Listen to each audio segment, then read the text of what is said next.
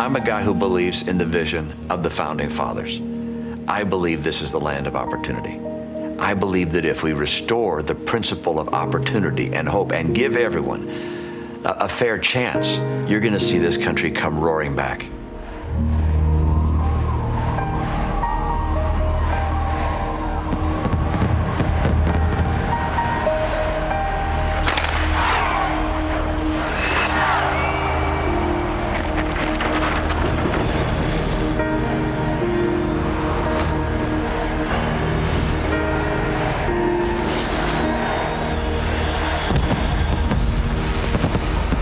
You can never predict what kind of tough decisions are going to come in front of a president's desk.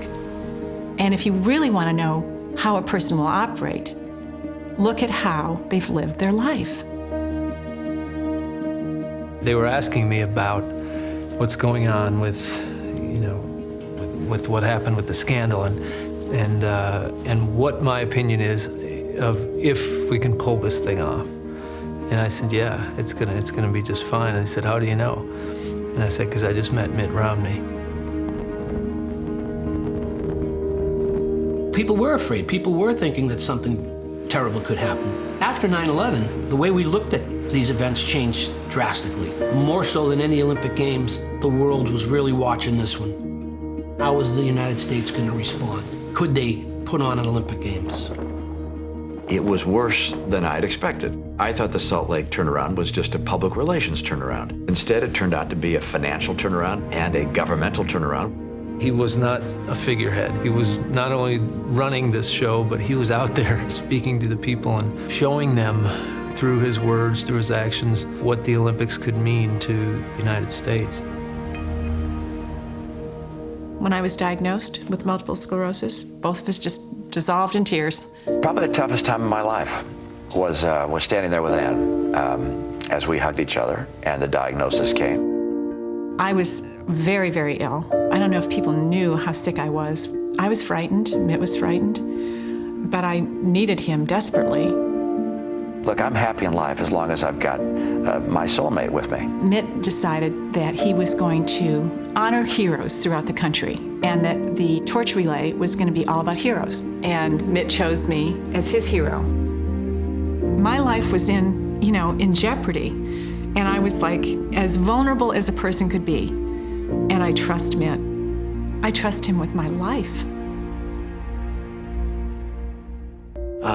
She's gorgeous, absolutely beautiful. I can't explain love. I don't know why it happens. I don't know why it endures the way it does. At the very beginning, I sat with her, chatted with her, put my arm around her, and, something changed. My 16th birthday party was when Mitt and I really became sort of an item. Mitt helped plan it, and it was just sort of the beginning of our romance. 1968, he flew into the Detroit airport right before Christmas. Of course, his mother is got her arms open, and he runs right by her and grabs me. On the car ride home from the airport, I turned to Ann and said, I feel like I've never been away. And she said, I feel the same way. So by the time we got home, we got out of the car and we tell everybody, well, we're getting married next week.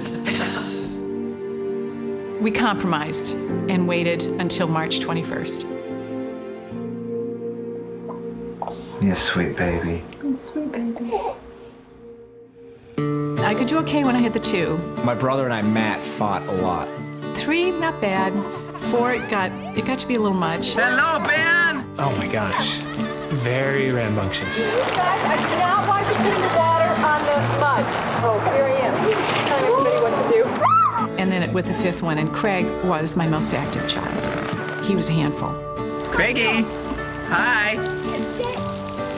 Oh, Craig, don't squirt me! I remember my mom was always begging for us to be quiet. Just please, can I have quiet in this house? We could bend a lot of rules and get into a lot of trouble. We could never, ever say anything bad about my mom. I traveled a good deal in my early career. I would call Ann and I could hear the boys in the background and she might be a little exasperated. And I said, Ann, don't forget, what you're doing is more important than what I'm doing. I hate to say it, but often I had more than 5 sons. I had 6 sons. How you doing, Knuckle Snorts? He was really playful. You know, It's like, you know. Mitt would walk in the door after work, leave the briefcase at the door. That was it. Never thought about work again until he left in the morning. We just felt like we were the most important thing in his life. I went to Mom if I ever needed money, because you never went to Dad. He was way too cheap. My dad didn't have the right bulb, so he replaced it just with whatever bulb he had. Problem is, it sticks out way too far and blinds you as you cook. So he just solved that with some tin foil and duct tape. I've been poor. I've worked from the time I was 12. I know what poverty is. I've been up through it. For Mitt, I think he idealized his father. He really was his hero.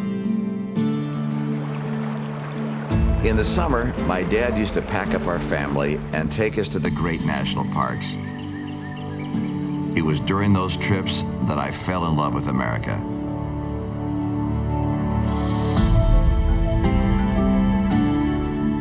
Dad was born in Mexico. His parents and grandparents had moved to Mexico. They were refugees from a revolution.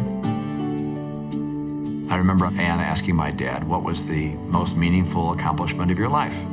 And without hesitation, he said, the greatest accomplishment of my life is having raised you 4 kids. Like me, he fell in love young. Family for my mom and dad was everything. My dad worked for his dad.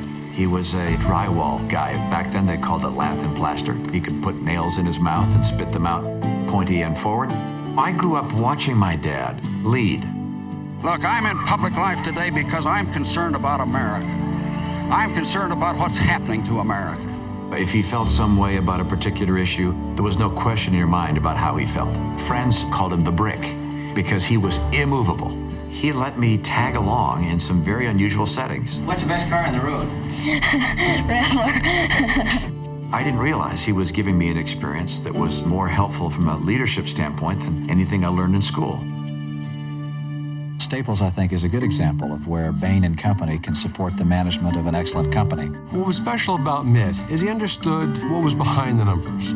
What's behind the numbers was great people. Mitt Romney valued every employee. He made it a point to let us know that every employee was critical to the success of Staples. Why would anybody want to save on envelopes and file folders? Mitt is a cheap son of a gun. And if he could save 50 cents on paper clips, he'd drive a mile to do it. Mitt knows how to grow jobs, bring jobs back to this country. And if you ask me why, because I've seen him do it firsthand. He was dealing with the fundamental problems that companies confront. He was dealing with them in a way that allowed them to grow, to add jobs, to build factories. Wicked smart. When I became governor of Massachusetts, I took the skills I'd learned in business and went to look at our state budget. We were about $3 billion out of balance. I'll never forget the first cabinet meeting. The governor asked one of his assistants to bring out a list of campaign promises. Now, there were something like 44 campaign promises. The governor said, by the end of this administration, we're going to go right down this checklist and keep each and every promise that was made. And I said, he's different. I actually cut spending dollars in Massachusetts, and we balanced our budget and went from a $3 billion budget gap in my first year to over $2 billion rainy day fund. When he came into office, we were in fiscal crisis. When we came out, we were on much more solid footing. His whole life has brought him to this point of being able to have the skills and the experience to be able to tackle something as difficult as this, as turning this country around. Mitt Romney is in this race, I believe, not just for himself. He's in it to improve the lives of the American people. He's an extraordinary chief executive officer. I know he understands the economy. Uniquely qualified to get our economy moving again. Takes control. He's not a stuffed shirt guy. Charismatic. He is rock solid. An authentic leader. His values are so strong. He's a man of faith. Extraordinary character. Cares about the lives of those with voices that are unheard. An amazing, humble man. I think he has a great deal of pride and love for this country. Finds a way of turning adversity into opportunity. He knows he's one of the only guys that can do what it's going to take to turn this country around.